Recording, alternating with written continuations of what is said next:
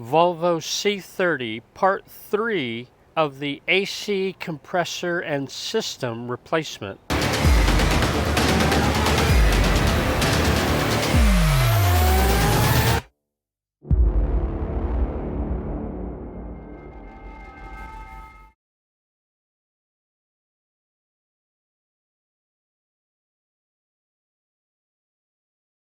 Part 3 of the Volvo C30 air compressor replacement with emphasis on the condenser. First and foremost, before the planned day of starting the job, have your refrigerant evacuated from the car. Can't emphasize that enough. If you're going to do the job, be responsible.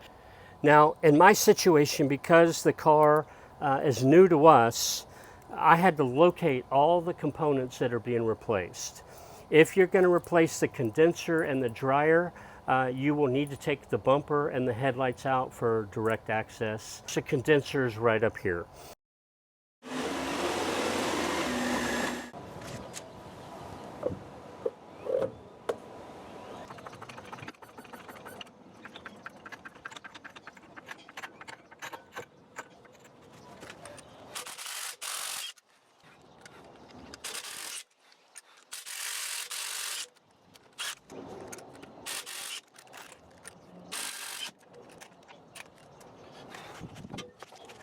Next, you want to remove the wheel liner.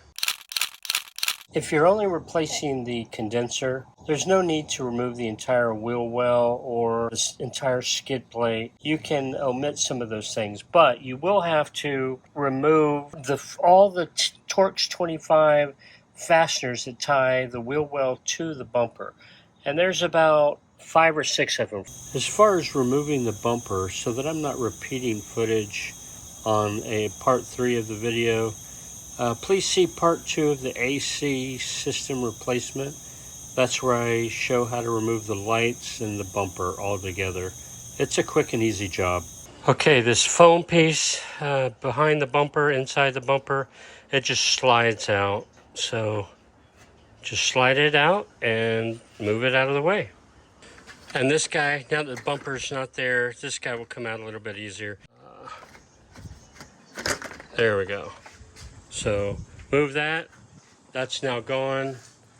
And there, oh, there you go. Here's the high side. When it comes to charging the system, this is your high port right there. It was hidden by that cover. In replacing the condenser, yeah, you've got to remove a few more pieces of equipment. The next step is to remove the horns. And so if I can do this with one hand, this has got a metal tab. You push in and pull out. There you go. So there's that. So the horn is now disconnected, and there's a bracket here with one bolt there. Yep, 8mm. Okay, with the bolt from the bracket removed, the cable disconnected, this thing just pops right out. The horn just kind of slides right out of that slot. Okay, the next step is this plastic cover that connects to the snorkel up here, and it looks like it just has alignment plastic pins in there, and you just wiggle it and pop it out everywhere, and it should come loose. Okay, there's that. It just pops right out. The next step is to remove this housing. There are 2 fasteners. Let me see if I can show you. These are probably the most tightest fasteners in the job, and they are right up in there. Let me get the flashlight. And there's the fastener right up there. Right there. Okay, in fairness, and getting this panel out, this is probably the hardest bolt, Torx 25, to get out. So what I've done is you can see the Torx 25 bolt is lined up with the fastener. It's in the fastener. I can't get a ratchet in there, so I found a 7mm wrench, and I am just basically slowly and methodically loosening that bolt. Now the socket is being backed up against this metal bumper, And so I'm most likely I'm going to have to knock it free once I get the screw loose enough. So just little by little, getting this guy out.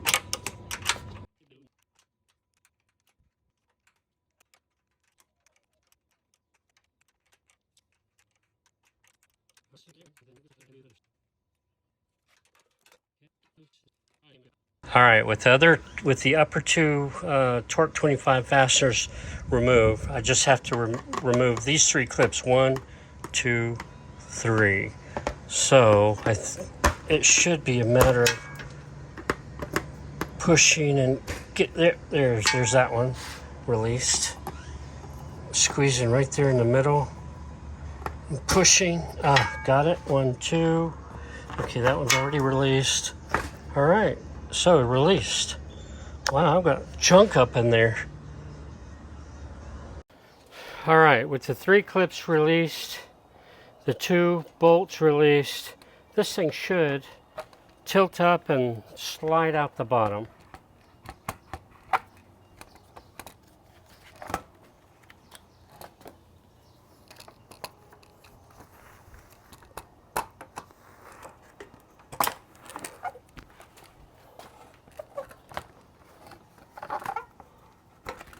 Okay, it's out.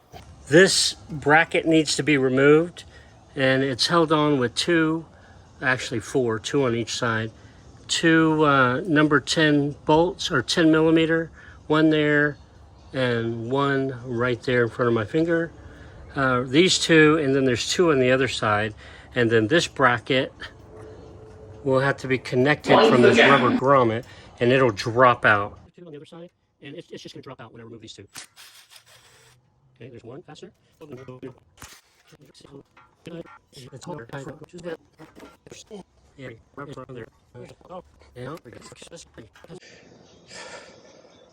The next thing to remove is the intercooler. 1 connection here. This is a T30. This is where you use your T30 socket, and then you just need either a Phillips or a flathead hose on both sides. You need a T30 here, T30 there. There's a hose connection, just a Phillips or a flathead screwdriver. Same with this one, and then this intercooler will drop off.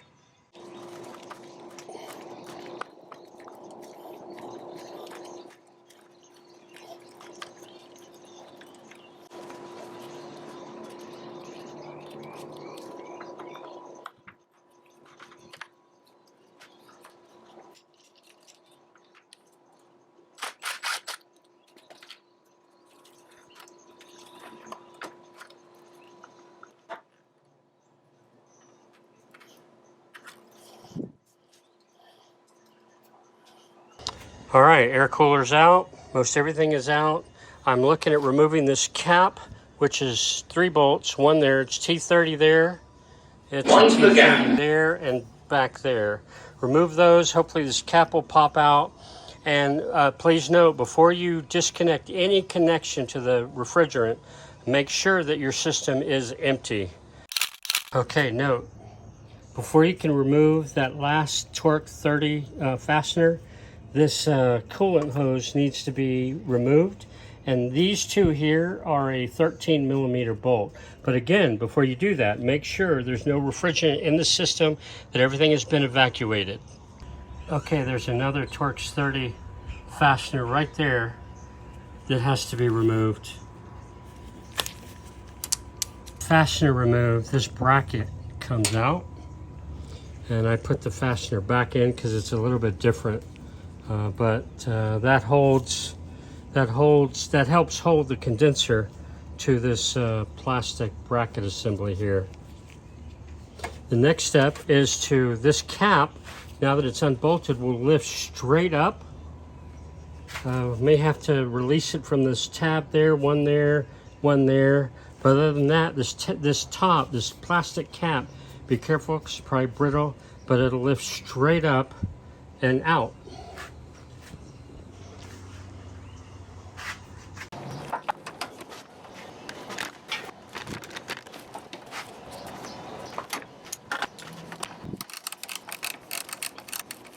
full times on.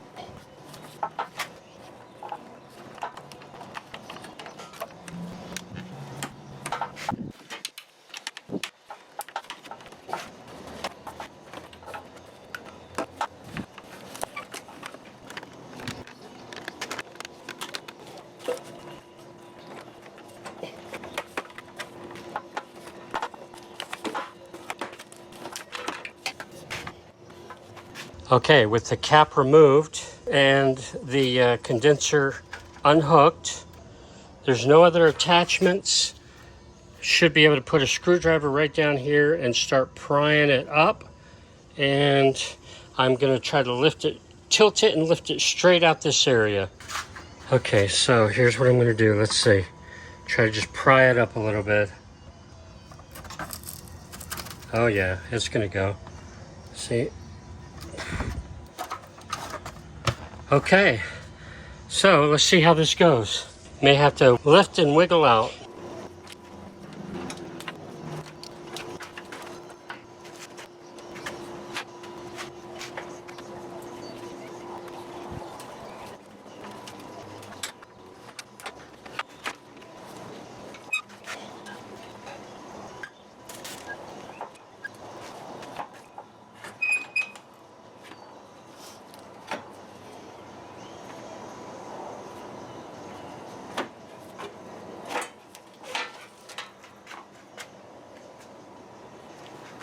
All right, with the condenser out, I just put it side by side with the new one.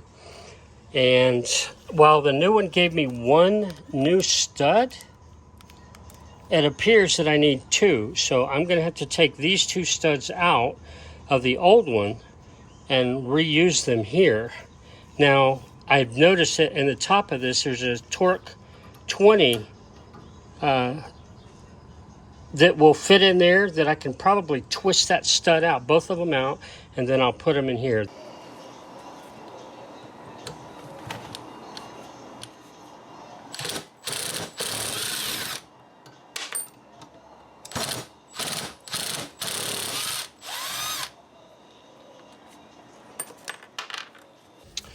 With the studs removed from the old one, got to remove this hardware that will just be trashed.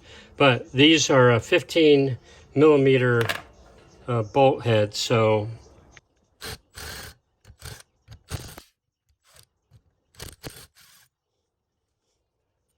a little bit of pressure there when it popped.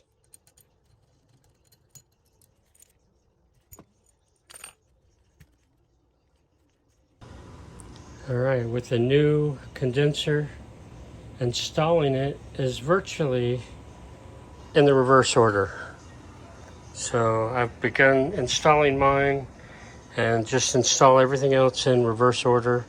And if you've taken good pictures and video along your journey, you should be able to do this without much difficulty. One final note with the condenser and everything, when you reinstall it, make sure you pull off all the old O-rings. Like that one's old, I gotta pull that one off. This one I've already pulled off, here's the new one. But make sure you replace all the O-rings when you're putting the system back together. I have now completed the removal and the installation of all the new components, the compressor, the condenser, the dryer, the orifice tube, and the Schrader valves. The video footage is too long for a single video. Therefore, I'm breaking it up into 4 parts. So depending on the component that you are replacing, go check out my other videos. So yes, thanks for watching Lone Star Mini, and all the best on your DIY car maintenance.